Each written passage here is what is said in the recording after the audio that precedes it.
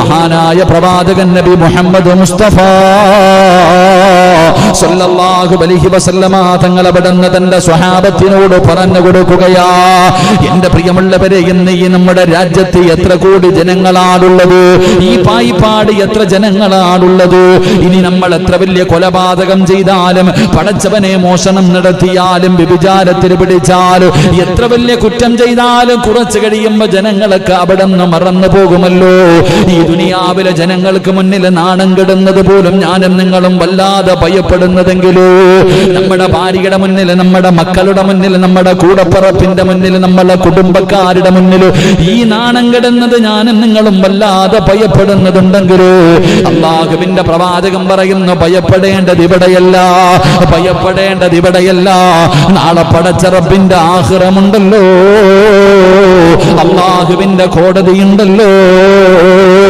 മഹാനായ അബുൽ ബസർ ആദം നബി അലൈഹിസ്സലാം മുതൽ ഈ ലോകത്ത് കടന്നു വന്ന 1,24,000 പരം വരുന്ന പ്രവാചകന്മാർ, ആ പ്രവാചകന്മാരുടെ സമുദായമുണ്ടല്ലോ.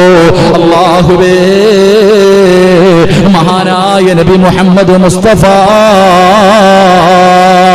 സല്ലല്ലാഹു അലൈഹി വസല്ലമ തങ്ങൾ വരെയുള്ള പ്രവാചകന്മാരും അവരുടെ സമുദായവും കോടാനി കോടാനി കോടാനി കോടി ജനങ്ങൾ മുഴുവനും നാളെ പടച്ച റബ്ബിന്റെ കോടതിയിൽ നിൽക്കുമ്പോൾ, അല്ലാഹുവേ, അവിടെ നിന്നിനായി പോകുന്നവരുണ്ടല്ലോ, അവിടെ നിസാരന്മാരായി പോകുന്നവരുണ്ടല്ലോ, അവിടെ മറ്റുള്ളവരുടെ മുന്നിൽ നാണം കെട്ടു പോകുന്നവരുണ്ടല്ലോ. അല്ലാഹുവിന്റെ പ്രവാചകൻ പറയുന്ന സ്വഹാബാ, നാളെ പടച്ച റബ്ബിന്റെ പരലോകത്തില് 10 വിഭാഗം ആൾക്കാർ നിന്നരായി പോകുമെന്ന് മഹാനായ നബി മുഹമ്മദ് മുസ്തഫ സല്ലല്ലാഹു അലൈഹി വസല്ലമ തങ്ങൾ പറയുകയാണ്, നാളെ പടച്ച റബ്ബിന്റെ കോടതിയുണ്ടല്ലോ, അവിടെ എല്ലാവരും ഉണ്ടാകും. നിന്റെ വാപ്പയുണ്ട്, ഉമ്മയുണ്ട്, ഭാര്യയുണ്ട്, മക്കളുണ്ട്, കൂടെ പഠിച്ചവരുണ്ട്, കുടുംബക്കാരുണ്ട്, കൂട്ടുകാരുണ്ട്, എന്തിന് അല്ലാഹുവിന്റെ പ്രവാചകന്മാരുണ്ട്. എല്ലാവരും അല്ലാഹുവിന്റെ കോടതിയിൽ നിൽക്കുമ്പോൾ അവിടെ നിന്നനായി പോവുക എന്ന് പറഞ്ഞാൽ, അവിടത്തെ ഏറ്റവും വലിയ നശിച്ചവനാവുക എന്ന് പറഞ്ഞാൽ, ഏറ്റവും വലിയ വൃത്തികെട്ടവനാവുക എന്ന് പറഞ്ഞാൽ, പടച്ചവനെ അതിനേക്കാളും പിന്നെ എന്ത് മാനക്കേടാവുള്ളത്. അതുകൊണ്ട് പ്രവാചകൻ അവിടെ നിന്ന് പറയുന്നു, നിങ്ങൾ ഭയപ്പെടണം, നിങ്ങൾ സൂക്ഷിക്കണം, അല്ലാഹുവിന്റെ കോടതിയിൽ നിന്നിനായി പോകുന്ന അവസ്ഥയെ തൊട്ട് നിങ്ങളെല്ലാവരും സൂക്ഷിക്കണേ എന്ന് നബി മുഹമ്മദ് മുസ്തഫ സല്ലല്ലാഹു അലൈഹി വസല്ലമ തങ്ങൾ അവിടെ നിന്ന് പഠിപ്പിക്കുമ്പോൾ, അല്ലാഹുവിന്റെ ഖലീലായ മഹാനായ ഇബ്രാഹിം നബി അലൈഹിസ്സലാം അല്ലാഹുവിന്റെ ഖലീലാണല്ലോ. ആ ഖലീലായ ഇബ്രാഹിം നബി അലൈഹിസ്സലാം അല്ലാഹുവിനോട് ദുആ ചെയ്യുകയാ, അവിടെ നിന്ന് ദുആ ചെയ്യുമായിരുന്നു, വലാ തുഹ്സിനി യൗമ യുബഅസൂൻ. ഇബ്രാഹിം നബി അല്ലാഹുവിനോട് ദുആ ചെയ്തത് എന്തെന്നറിയുമോ? അല്ലാഹുവിനോട് ഇബ്രാഹിം നബി ചെയ്ത ദുആയാണ് പരിശുദ്ധമായ ഖുർആൻ നിങ്ങൾ എടുത്ത് നോക്ക്. ഇബ്രാഹിം നബി ദുആ ചെയ്യുകയാണ്, വലാ തുഹ്സിനി യൗമ യുബഅസൂൻ. അല്ലാഹുവേ, ഉയർത്തെഴുന്നേൽക്കുന്ന ദിവസമുണ്ടല്ലോ, അതാ ഇസ്രാഫീൽ എന്ന് പറയുന്ന മലക്ക് സൂർ എന്ന് പറയുന്ന കാഹളത്തിൽ രണ്ടാമതൂതി കഴിയുമ്പോ ഖബറിന്റെ അകത്ത് നിന്ന് ഈ ലോകത്ത് നിന്ന് മണ്ണിനടിയിൽ കിടക്കുന്ന സർവ്വചരാചരങ്ങളും നാളെ എഴുന്നേറ്റ് പടച്ച റബ്ബിന്റെ കോടതിയിലേക്ക്, റബ്ബിന്റെ മുന്നിലേക്ക് കടന്നു വരുന്ന ദിവസമുണ്ടല്ലോ. അല്ലാഹുവേ, നീ എന്നെ അപമാനിക്കല്ലേ അല്ലാ, എന്നെ അപമാനിക്കല്ലേ അല്ലാ, എന്നെ നിന്നനാക്കല്ലേ അല്ലാ, എന്നെ നിസാരനാക്കല്ലേ അല്ലാ, എന്നെ നാണം കെടുത്തല്ലേ അല്ലാ എന്ന് ഇബ്രാഹിം നബി അല്ലാഹുവിനോട് ദുആ ചെയ്യുമായിരുന്നു എന്ന് ആദരവായ പ്രവാചകൻ നബി മുഹമ്മദ് മുസ്തഫ സല്ലല്ലാഹു അലൈഹി വസല്ലമ തങ്ങൾ പറയുകയാ, ഇബ്രാഹിം നബി പോലും അല്ലാഹുവിനോട് ദുആ ചെയ്തു, പടച്ചവനെ, നാളെ ഖബറിന്റെ അകത്ത് നിന്ന് എഴുന്നേറ്റ് വരുന്ന ദിവസം, പരലോകത്ത് ഒരുമിച്ച് കൂട്ടുന്ന ദിവസം, എന്നെ നീ അവിടെ അപമാനിക്കല്ലേ പടച്ചവനെ, എന്നെ നീ നിന്നനാക്കല്ലേ, നിസാരനാക്കല്ലേ എന്ന് ഇബ്രാഹിം നബി പോലും ദുആ ചെയ്തു എന്ന് ഖുർആൻ പറയുമ്പോൾ, എൻ്റെ പ്രിയപ്പെട്ടവരെ, ഞാനും നിങ്ങളും എത്ര ദുആ ചെയ്യേണ്ടി വരും. അല്ലാഹു നമ്മളെ കാത്തിരക്ഷിക്കുമാറാകട്ടെ, അല്ലാഹു നമ്മളെ കാത്തിരക്ഷിക്കുമാറാകട്ടെ. നാളെ പടച്ച റബ്ബിന്റെ പരലോകത്തിലെ ഏറ്റവും വലിയ വൃത്തികെട്ടവൻ ആരെന്നറിയോ? അള്ളാഹുവിന്റെ പ്രവാചകൻ സല്ലല്ലാഹു അലൈഹി വസല്ലമ തങ്ങൾ പറയുന്നു, നാളെ പടച്ച റബ്ബിന്റെ പരലോകത്തിലെ ഏറ്റവും വൃത്തികെട്ടവർ 10 വിഭാഗമാണ്. 10 തിന്മകൾ ജീവിതത്തിൽ ചെയ്യുന്നവർ അവരാണ് നാളെ അള്ളാന്റെ കോടതിയിലെ ഏറ്റവും വലിയ നിന്യൻ, നിസാരൻ, ഏറ്റവും നശിച്ചവൻ അവനാ. അള്ളാഹു നമ്മളെ കാത്തുരക്ഷിക്കുമാറാകട്ടെ. അള്ളാഹു നമ്മളെ കാത്തുരക്ഷിക്കുമാറാകട്ടെ. അള്ളാഹു ആ കൂട്ടത്തെ തൊട്ട് നമ്മളെ കാത്തുരക്ഷിക്കുമാറാകട്ടെ. അപ്പൊ ഇൻഷാ അല്ലാ എൻ്റെ പ്രിയപ്പെട്ട സഹോദരങ്ങളെ, അതാരാണെന്ന് നമുക്ക് പഠിക്കാം. അതാരാണെന്ന് നമുക്ക് പഠിക്കാം. ആ 10 വിഭാഗം ആരാണെന്ന് നമുക്ക് പഠിക്കാം. അള്ളാഹു ഭാഗ്യം നൽകുമാറാകട്ടെ. അള്ളാഹു ഭാഗ്യം നൽകുമാറാകട്ടെ. അപ്പൊ ഇൻഷാ അല്ലാ പഠിക്കല്ലേ. നേരെ ഇരിക്കുക. ഒന്നാമത്തെ വിഭാഗം ആരാന്ന് ഇപ്പൊ തന്നെ പറഞ്ഞുതരാം. എല്ലാവരും നേരെ ഇരിക്ക്. ഒന്നാമത്തെ വിഭാഗം ആരാണെന്ന് പഠിക്കാം. അള്ളാഹു നമ്മളെ കാത്തുരക്ഷിക്കുമാറാകട്ടെ. അത് പറയുമ്പോൾ നമ്മുടെ മുഖം ചുളിയും.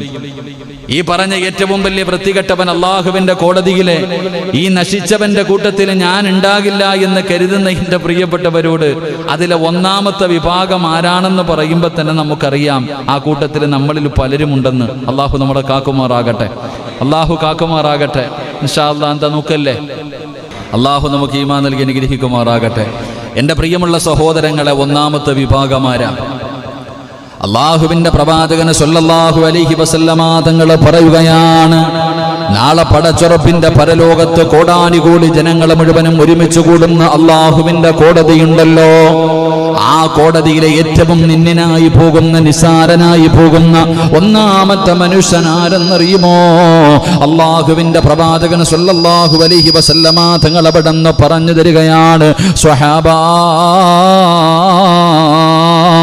അഹങ്കാരമുള്ളവനുണ്ടല്ലോ, അഹങ്കാരിയുണ്ടല്ലോ, അവൻ അള്ളാഹു നാളെ പരലോകത്ത് നിന്ദിക്കുമെന്ന് നബി മുഹമ്മദ് മുസ്തഫ സല്ലല്ലാഹു അലൈഹി വസല്ലമ തങ്ങൾ പറയുകയാണ്. അഹങ്കാരമുണ്ടല്ലോ, ഹൃദയത്തിൽ അഹങ്കാരവുമായി നടക്കുന്നവനുണ്ടല്ലോ, എൻ്റെ പ്രിയപ്പെട്ടവരെ, അവൻ നാളെ പടച്ച റബ്ബിന്റെ പരലോകത്ത് വരുമ്പോ അവനെ എല്ലാവരും തിരിച്ചറിയും. ഈ ദുനിയാവിലെ പടച്ചവന് ഈ ഭൂമിയിലെ ജീവിതത്തിൽ മറ്റുള്ളവന്റെ മുന്നിൽ ഞാൻ വലിയവനാണെന്ന് കരുതാനല്ലേ ഞാനും നിങ്ങളും പലതും ചെയ്ത് കാണിക്കുന്നത്. എല്ലാവരും എന്നെ ആദരിക്കണം, എല്ലാവരും എന്നെ ബഹുമാനിക്കണം, ഞാൻ വലിയവനാണെന്ന് എല്ലാവരും പറയണം. അതിനു വേണ്ടിയല്ലേ ഞാനും നിങ്ങളും ഈ ദുനിയാവിലെ ജീവിതത്തിൽ പല കാര്യങ്ങളും ചെയ്യുന്നത്. എങ്കിൽ നാളെ നിന്നെ ഇവിടെ മാത്രമല്ല ജനങ്ങൾ തിരിച്ചറിയുന്നത്, ഇവിടെ മാത്രമല്ല, നാളെ നീ പരലോകത്ത് വരുമ്പോ, അള്ളാഹുവിന്റെ കോടതിയിൽ വരുമ്പോ, ആദം നബി മുതലുള്ള സർവ്വ പ്രവാചകന്മാരും അവരുടെ അനുയായികളും നിന്നെ തിരിച്ചറിയും. അള്ളാഹു തിരിച്ചറിയാൻ നിനക്കൊരു അടയാളം തരുമെന്ന് ആദരവായ പ്രവാചകൻ നബി മുഹമ്മദ് മുസ്തഫ സല്ലല്ലാഹു അലൈഹി വസല്ലമ തങ്ങൾ പറയുകയാ, അവിടെ വെച്ച് അല്ലാഹു ലോകത്തുള്ള സർവ്വ മനുഷ്യരും നിന്നെ കാണുമ്പോ പടച്ചവനെ തിരിച്ചറിയാനുള്ള ഒരടയാളം അല്ലാഹു തരികയാ. അത് കാണുമ്പോ തന്നെ അറിയാ പടച്ചവനെ നീ എത്ര നിന്യനാണെന്ന്, നീ എത്ര നിസാരനാണെന്ന്.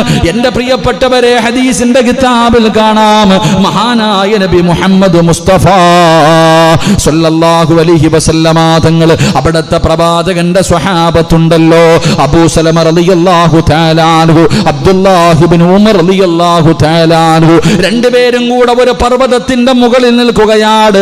രണ്ടുപേരും കൂടെ പടച്ചവനെ ഒരു പർവ്വതത്തിന്റെ മുകളിൽ പരസ്പരം കണ്ടുമുട്ടുകയാണ്. അവർ പരസ്പരം സംസാരിക്കുകയാണ്. പിന്നീട് അവിടെ നിന്ന് അംർ റളിയല്ലാഹു തആല അൻഹു എഴുന്നേറ്റ് പോകുമ്പോ ഇബ്നു ഉമർ റളിയല്ലാഹു തആല അൻഹു അവിടെ ഇരുന്ന് കരയുകയാ.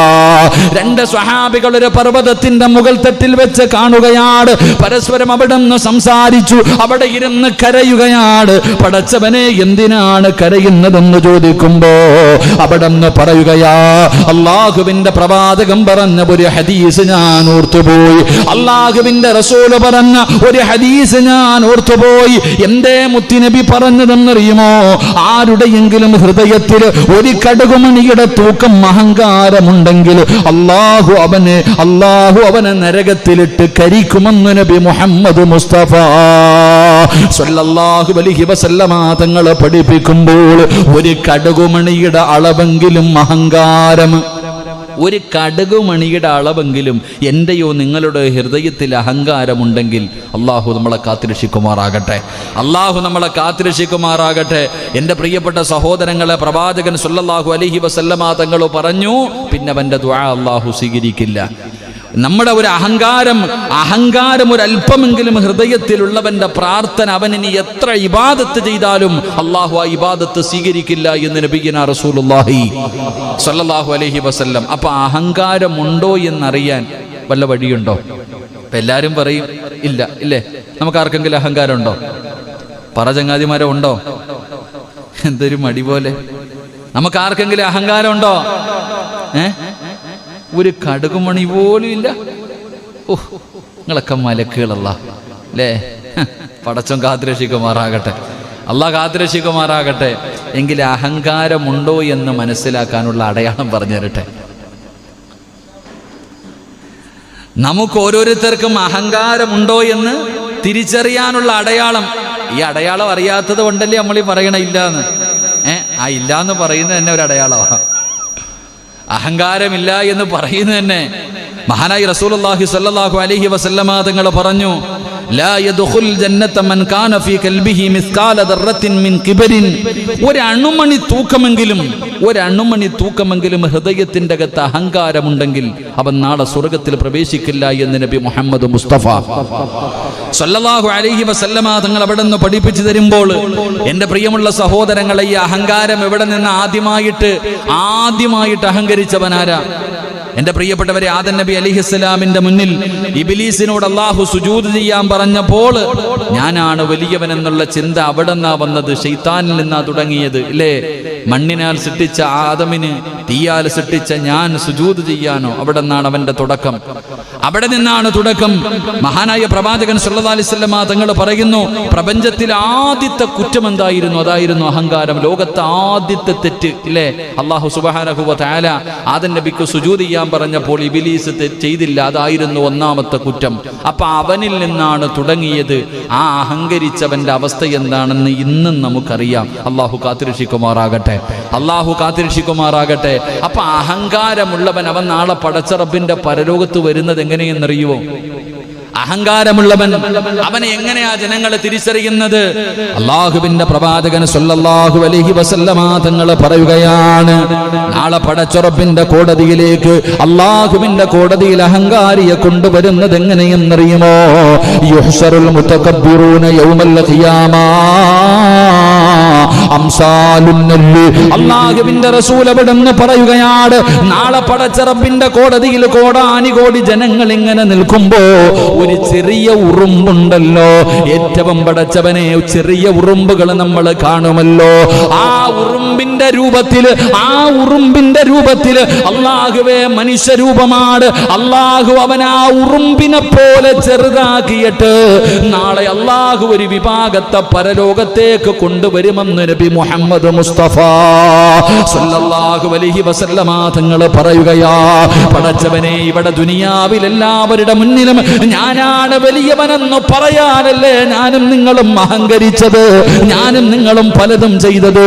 ആ ചെയ്തത് മറ്റുള്ളവരുടെ മുന്നിൽ നീ വലിയവനാണെന്ന് കാണിക്കാറ്. എങ്കിൽ അല്ല പറയുകയാ, ഞാനാടാ വലിയവൻ, നീ ആരെന്നറിയുമോ? നിസാരനാണടാ. നാളെ പടച്ച റബ്ബിന്റെ കോടതിയിൽ ഒരു ഉറുമ്പിന്റെ അത്രയും രൂപത്തിൽ നാളെ അല്ലാഹു നിന്നെ പരലോകത്തേക്ക് കൊണ്ടുവരികയാണ്. ജനങ്ങൾ പടച്ചവനെ ഇവൻ ആരാണ് തമ്പുരാന്? ഈ നശിച്ചവൻ ആരാണ് തമ്പുരാന്? ജനങ്ങൾ മുഴുവനും നോക്കുമ്പോ മലക്കുകൾ വിളിച്ചു പറയുകയാ, ഇവൻ അഹങ്കരിച്ചവനാ.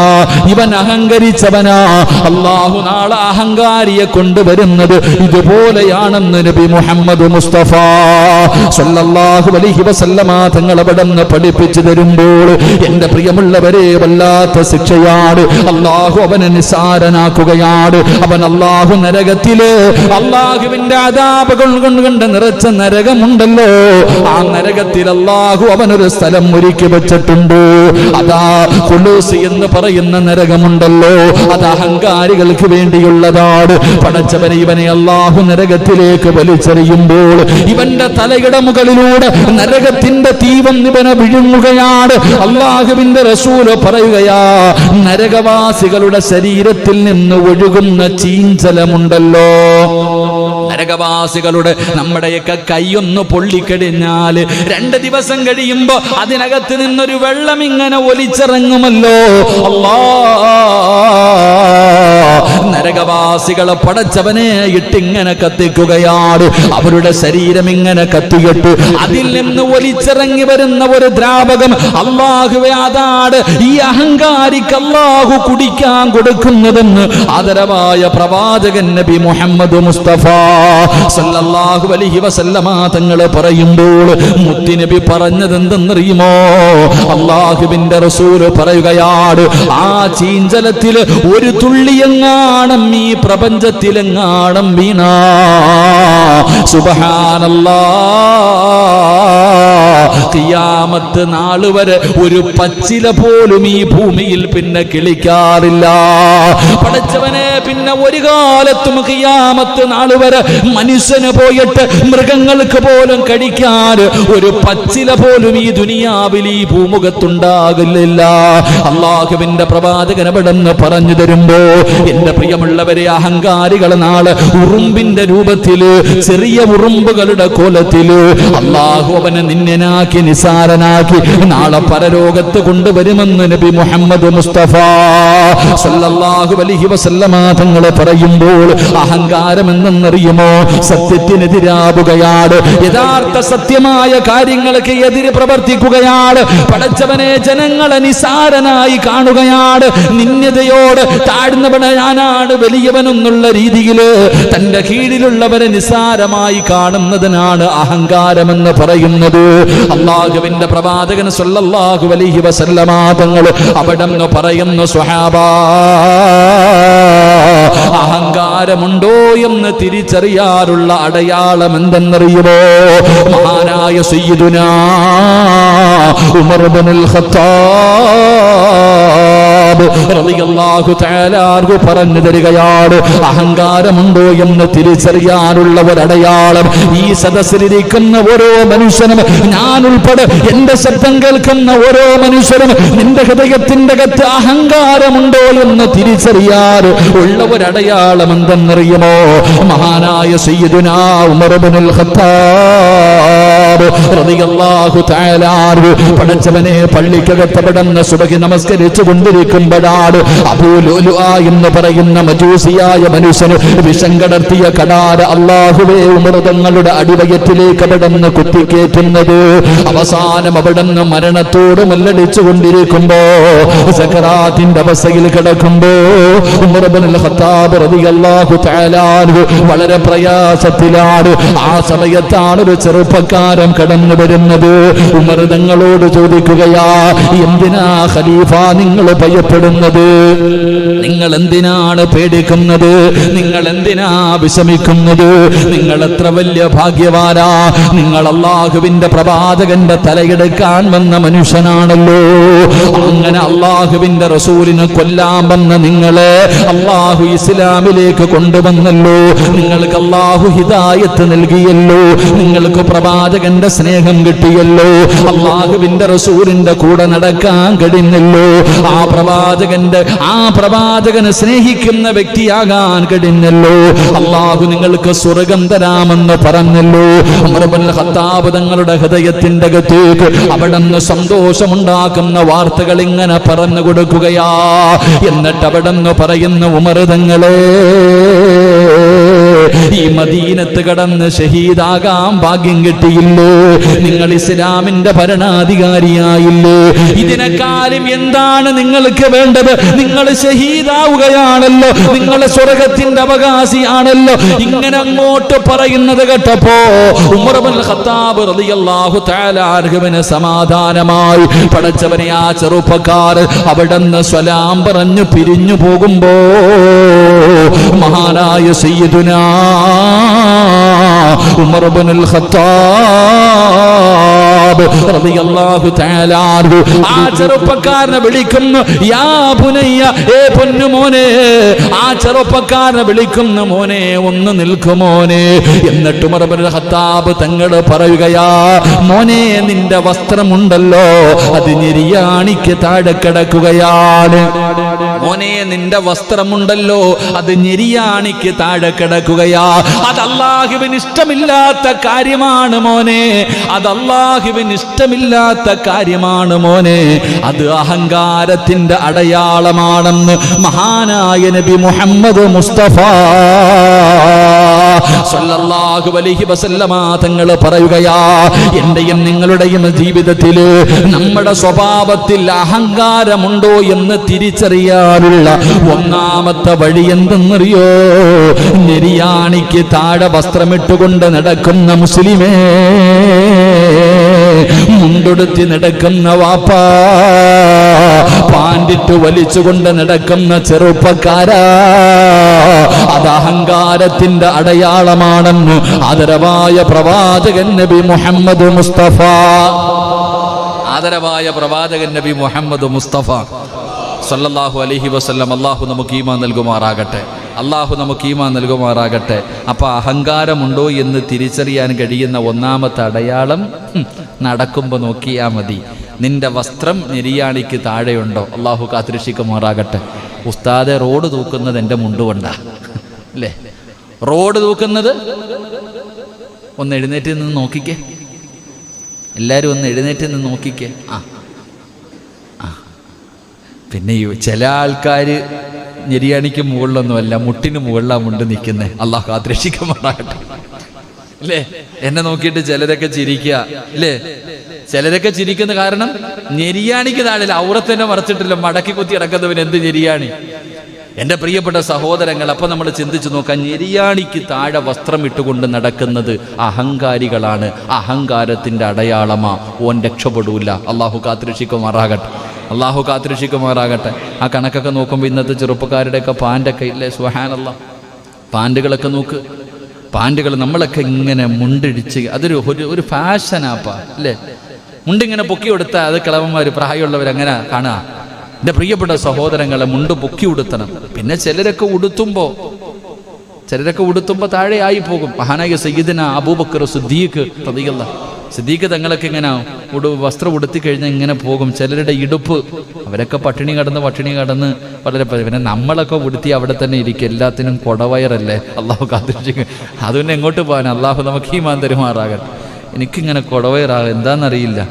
പ്രച്ചനെ ഒന്നും കഴിക്കണമില്ല, പക്ഷെ വയറിങ്ങനെ നീണ്ടു വരിക. ശരി, മരണത്തിൻ്റെ അടയാളം വന്നാ മഹാന്മാരൊക്കെ പറയണ കൊടവയറ് വരിക എന്നുള്ളത്. കൊടവയറ് വരിക എന്നുള്ളത് പേടിച്ചാ കൊടവയറ് വരാന്നുള്ളത് മരണത്തിൻ്റെ അടയാളാണെന്ന് അല്ലാഹു അലം. പക്ഷെ മഹാനായ നബി മുഹമ്മദ് മുസ്തഫ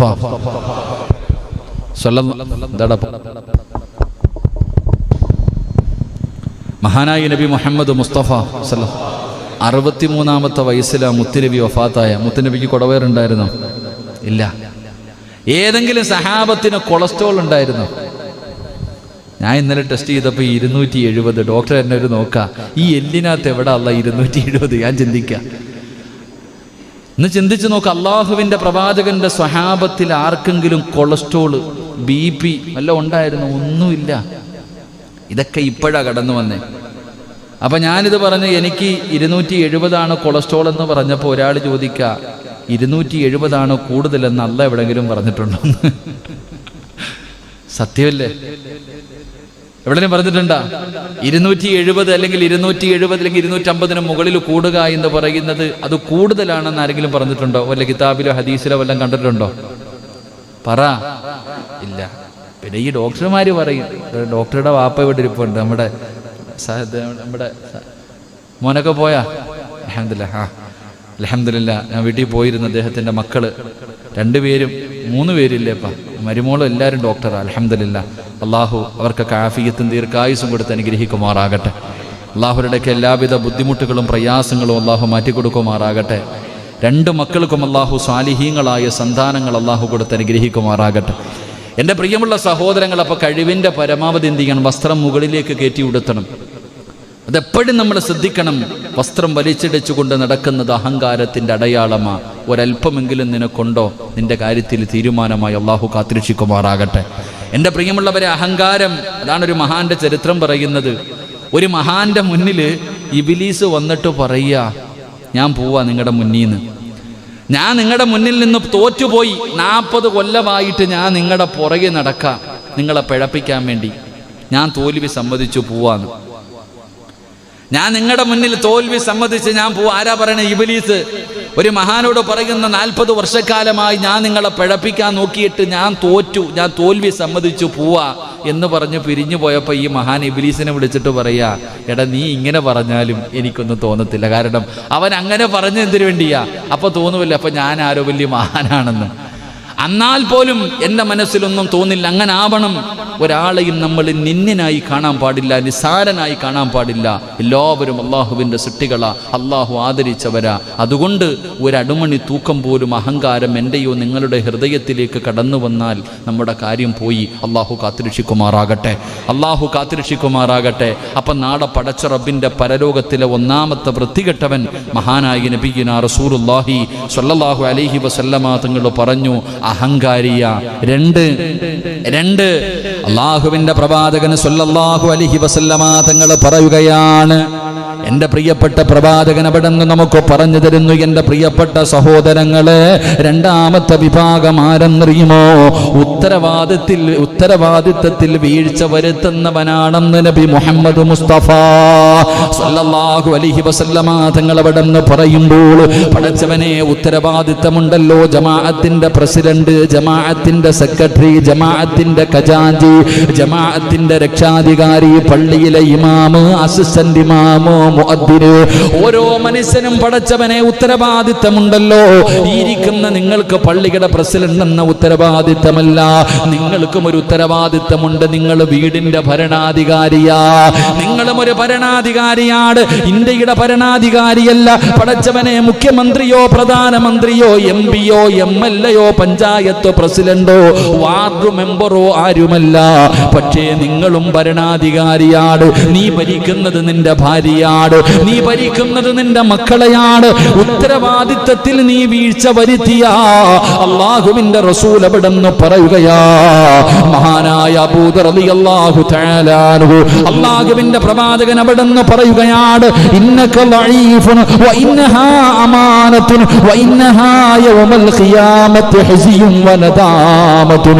അള്ളാഹുവിന്റെ പ്രവാചകൻ പറയുകയാണ്, ഏ അബൂദറേ, നിന്നിൽ വെച്ചിരിക്കുന്ന ഉത്തരവാദിത്വം നീ നല്ല നിലയിൽ നീ അത് പാലിച്ചില്ലെങ്കിലോ അള്ളാഹുവിന്റെ കോടതിയിൽ നീ നിന്നിനാണ്, നീ നിസാരനാണെന്ന് നബി മുഹമ്മദ് മുസ്തഫ സല്ലല്ലാഹു അലൈഹി വസല്ലമ തങ്ങൾ പറയുന്നു, ഒരു ഉത്തരവാദിത്തം നമ്മളെ ഏൽപ്പിച്ചു കഴിഞ്ഞാൽ ആ ഉത്തരവാദിത്തത്തിൽ വീഴ്ച വരുത്തിയ അള്ളാന്റെ കോടതിയിൽ നീ വൃത്തികെട്ടവനായി, നിസാരനായി, നിന്നിനായി നിന്നെ അള്ളാഹു കൊണ്ടുവരുമെന്ന് നബി മുഹമ്മദ് മുസ്തഫ സല്ലല്ലാഹു അലൈഹി വസല്ലം. അള്ളാഹു നമ്മളെ കാത്തുരക്ഷിക്കുമാറാകട്ടെ.